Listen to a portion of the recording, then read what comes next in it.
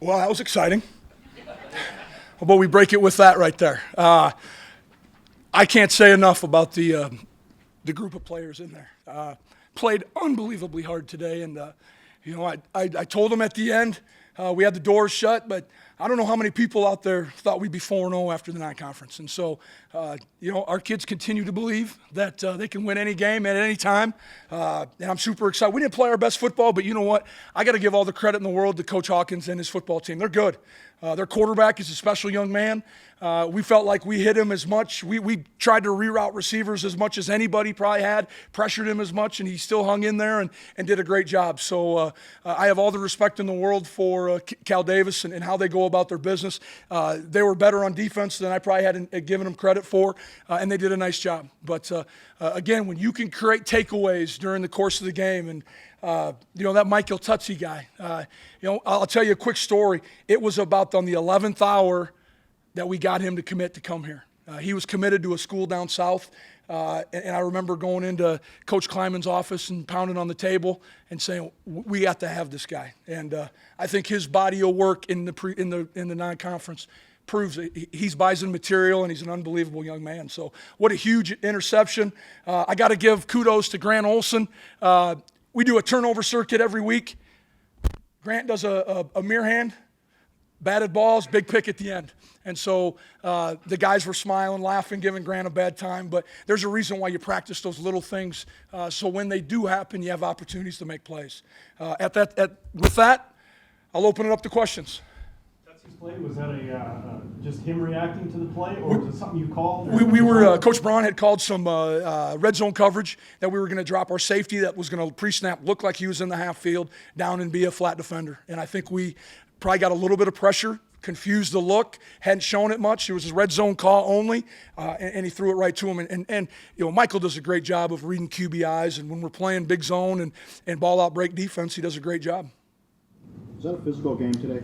I think so. I think physical, not in the aspect of contact, but we're out there running around a whole bunch. And I think their defense was much more physical than we had anticipated coming in just from watching film. I think I saw 9 or 10 quarterback hits, but only 1 sack. How much does it say about your defensive line to just keep going and keep going and keep going? Well, I think it says, it says a ton about the number of bodies we're playing. Because I bet you go in there, within that, it's 6 or 7 different people making contact with the quarterback. That was something we went into the game saying he hadn't been hit. And not to say we were going to be able to rattle him, but at least we needed to give it a shot. And I think it did cause some issues at times. The ball fluttered out of there. He tried to get rid of it early, overthrew some receivers. So we were able to disrupt. I mean, I didn't see what his completion percentage was, but it's probably around 50%. And for him, he probably, he's an outstanding. Jake probably anticipates being higher than that, I would think, just because of how competitive he is. Put up 422 yards of offense, though. What needs to be cleaned up? You know what? Right now, I'm not even going to worry about it. Last time I checked, nobody gets bonus points for yards gained. It's all about 16 points. I'll give you a quick fact. Here's a Bob Nielsen fact. All right, when I grew up playing for Coach Nielsen, if you give up less than 17, you got an 85% chance of winning. So that's the only number that I worry about right now. We knew they were going to come in here and chuck and duck and throw it, and they did a great job, but our kids were able to get some 3-and-outs, get off the field, create some takeaways. What made Mayer special back there that you guys couldn't get to him sometimes? Well, I think the ball was coming out. I think they did a great job of always having a safety valve, a back, a tight end that was going to chip. They did a great job of chipping Derek Tusk all game. They were going to keep the tight end in, bang him, and let him have a little sit-down route where he could just get it if he felt pressure. They did a nice job on their screen game, knowing that we were at some point going to try to pressure him. Trey break your lower the shoulder edict on that last touchdown? You know what? At that point of the game, we needed to score a touchdown. So however we needed, and I think what you saw was probably a young man a little frustrated with how he played during the course. He probably wishes he had a half dozen plays back. And you know what? You're going to have that with a young quarterback. But it's, as I said a week ago, it's always easier to learn after a win than it is after a loss. Running game was a little inconsistent, but it was big when you needed him most. Yeah, we did. We were able, to lean on them a little bit later in the course of the game. They did a nice job. I'm not taking anything away from Cal Davis. They did an excellent job. But at the end of the day, we still ran for almost 200 yards. So I know that's inconsistent for the Bison. Probably the rest of the country would love to have that number. Just allowing 3 points in the second half. You talked about not worried about the yards, but to hold an explosive offense like that to 3 points. What do you think led to that? Well, I think just we didn't tackle great, but we tackled better during the course of the second half. There's 2 plays I can think of. One in cover 2 where our corner missed it, and we missed a 50-50 ball on our sideline. But I thought we tackled well. I thought we were able to get some pressure, of course, creating a takeaway down in the red zone, and then on the 0 and 10 screen down helps, of course. But we walked into halftime saying if they don't score in the second half, they're not going to win. And our kids believe it, and we just keep pumping them. Keep drinking the juice. That we're okay. We're going to continue to get better. Trey missed some reads, or were they confusing him with some other defenses, or what was Well, the one front that was different, you saw number 8, who's typically their boundary defensive end, kind of playing like a diamond backer. It was a little bit different picture, a lot more too high, still playing some single high against us. I think what he missed is just some throws. Behind the receiver. I can think of Gindy down the far hash on a 3rd down that was kind of behind him, and Noah had to try to spin around, and it was incomplete. I just think in his mind, he's probably thinking he's more accurate than what he showed today. There's a couple drops, but the one to Gindorf, I think, was more of a throw behind him. Yep. And you're right. You're exactly right. We had a fumble. We had a big drop on a 3rd down later in the game. So great learning moments for our guys. You always have to be on. You can never take a play for granted. It's more conducive of a young team like you saw today, those kind of moments you were talking about?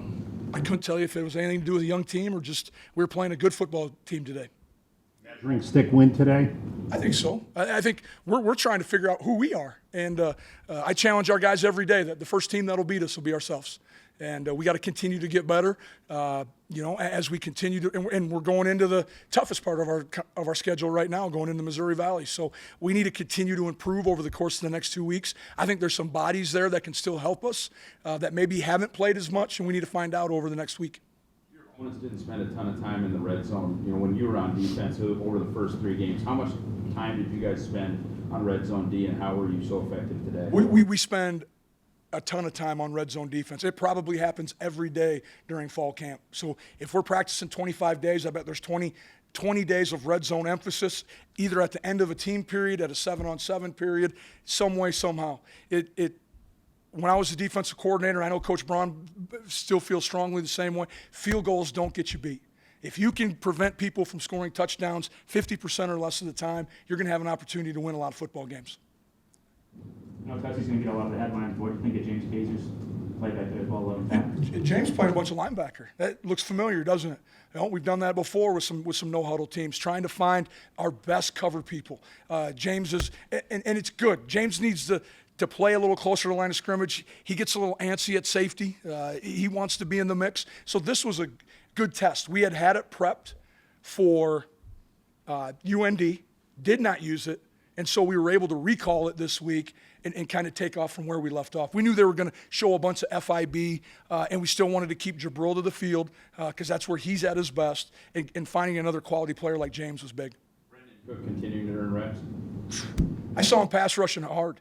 I mean, he's got a great motor, and he's found a purpose. And, Ross, you've heard me say, with greater purpose comes greater performance. And that young man is understanding his role and doing a great job. Does the bye week come at a good time after 4 games now, kind of learn, go over the film before you get to conference play? It definitely does. Yeah, 4 games, you got 8 more, a little bit longer season than normal. We're getting into the meat and potatoes of our schedule. Get some guys healthy. And as I mentioned before, we need to identify maybe another 3-4 guys that can help us down the road. Not every game, but maybe where are their 4 games at? How can they still help us? I think we still have some really quality young men that we haven't played yet that can still give us valuable snaps. Michael, what did you see on the interception at the goal line? I was just reading off quarterback eyes and being patient. Wasn't really trying to be frantic and go anywhere fast. And like I said, was being patient, made the play.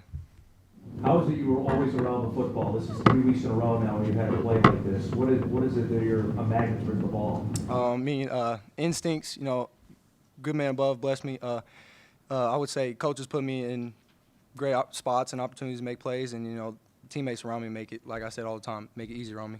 When you caught it, were you thinking end zone? I was thinking hold on to the ball. That was the worst thing that could have happened.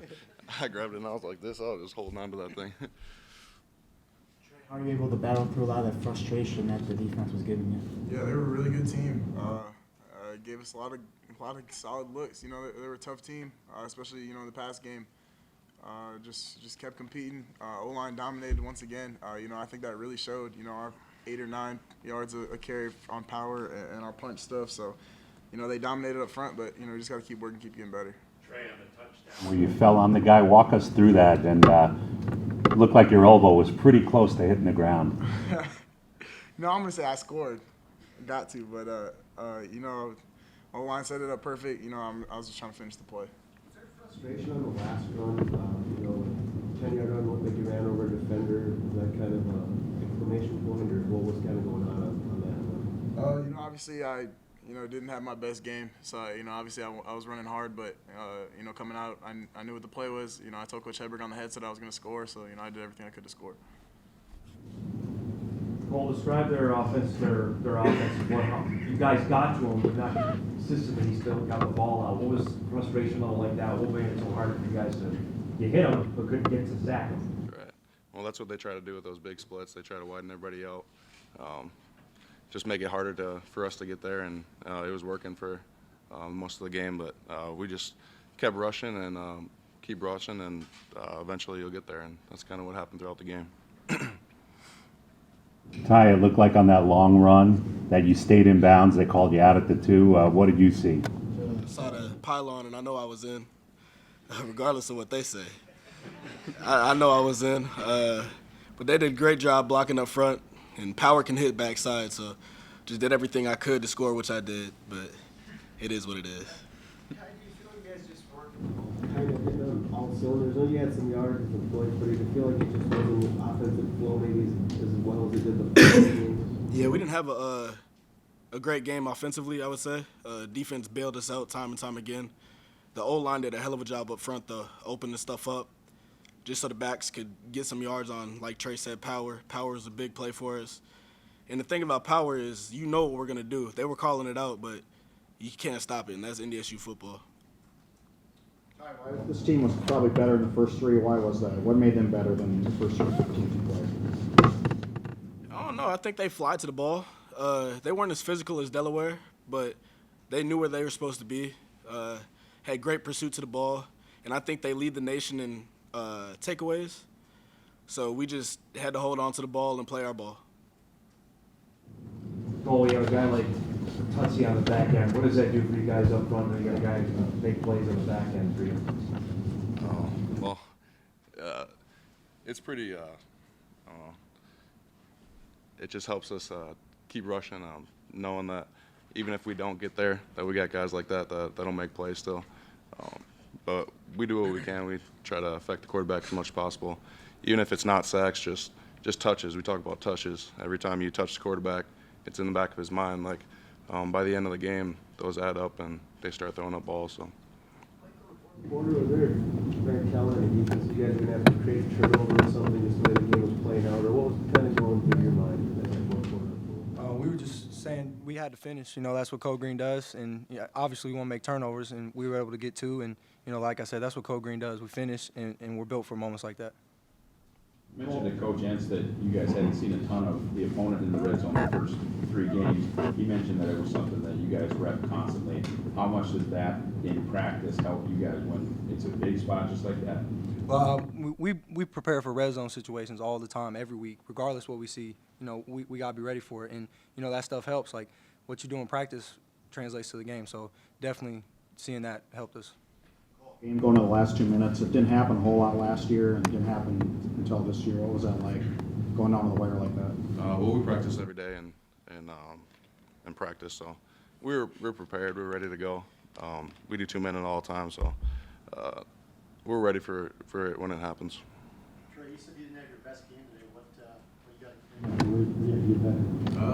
Just mental mistakes. You know, I missing a couple throws, just footwork, just the little things. You know, I feel confident still, really confident. You know, with our offense and with the guys we have, and in myself still. You know, you can't have your best game every game. You know, we're gonna continue to get better.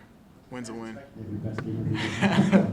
It's all right. A win's a win. We're gonna take a win every time. Trey, did you think it was important for this young group to play in a tighter, more competitive game like happened today? Yeah, absolutely. I think, you know, there's a lot of people you know, that aren't on our team that didn't think we'd be 4-0 after our first 4 non-conference games, you know, seeing the schedule. But, you know, I think that was huge. I think a lot of guys proved themselves, especially up front. You know, the O-line continued to dominate 4 games in a row, just took the game over. You know, obviously the defense, you know, they won us that game. No matter what anyone says, defense really took over. Is there a good way to assess through the first 4 games where you're at right now, going into the bye week now, where you think you guys are at as a team? Yeah, I mean, we're heading in the right direction. You know, there's never not going to be things to work on, but, you know, I feel really good about where we're at. You know, we're going to keep getting better, and, you know, it's been a lot of fun these first 4. Was there anything said when you're back up to the goal line there? And then you did get it out to the 29 and stuff, but was there anything said about having to give yourself some room and chew some clock at the very toward the end there? Yeah, we always practice coming out, basically just hanging on to the ball, because they are a takeaway team. They know how to take away the ball, and we were in a bad spot right there. Tutsie made a great play, but it's not a spot we like to be in as an offense. So Adam did a great job getting us out, and then just playing from there. Lance, you guys have tried that wheel concept that NDSU scored on a million times, a couple times. Some teams seem to be covering up. What are they doing a little bit differently on that? Just the different coverages. I think they just mix it up, and obviously, you know, they watch film too, so you know they've seen it, different formations, emotions, and stuff that we, you know, have went back to it time and time again. But I mean, there's a lot of options. You know, I hit the Christian on the long one today. But, I mean, we ran it probably 3 or 4 or 5 times. You know, we get a lot of different looks, and, you know, worst case scenario, we check it down and go for 5. So, you know, we'll take that every time. But I think they did a good job mixing up looks, a lot different than what we've seen on film. Obviously, we saw them play San Diego in a triple overtime game. So, you know, we knew that, you know, they have a lot of different looks they can play, and they're a really athletic group, a really talented defense.